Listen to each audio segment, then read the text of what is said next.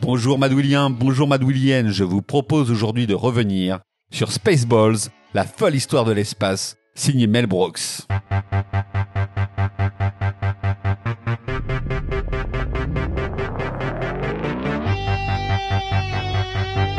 Le cinéma de Mel Brooks, ce sont des fous rires par centaines et des séquences absurdes qui réveilleraient les zygomatiques de n'importe quel spectateur, comme lorsque le docteur Frédéric Frankenstein se rend compte que la bosse de son cher serviteur Igor ne cesse de changer de place. Son cinéma est vraiment la quintessence de la parodie fine et intelligente qui respecte toujours le modèle qui l'inspire. Ainsi, dans Frankenstein Jr., il reprendra la photographie en noir et blanc et les éclairages d'époque des classiques d'Universal de James Whale.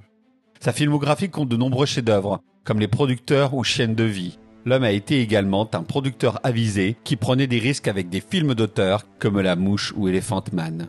Après avoir parodié dans les 70s le thriller hitchcockien dans La Grande Frousse ou le western avec le shérif est en prison, Brooks s'attaque dans les années 80 à un genre plus contemporain, le film de SF à la Star Wars.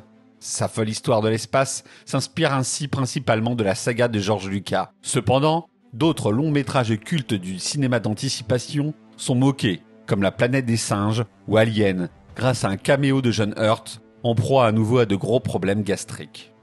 Afin de proposer une parodie techniquement fidèle à son modèle, Mel Brooks envoie une copie du scénario de la folle histoire de l'espace à Lucas, qui sera amusé par le projet et acceptera de mettre à disposition les techniciens ayant œuvré sur les aventures du jeune Skywalker.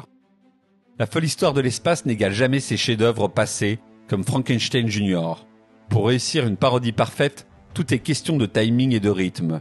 Il est évident que le maître a voulu adapter son style au goût de son époque, en s'inspirant du rythme haletant des réalisations des Z à Z, comme Y a-t-il un pilote dans l'avion. Il privilégie ainsi trop souvent la quantité de blagues au dépit de leur qualité. Pour autant, le film reste une excellente comédie où Mel Brooks multiplie les registres comiques avec une maestria que la plupart des réalisateurs de genre ne posséderont jamais.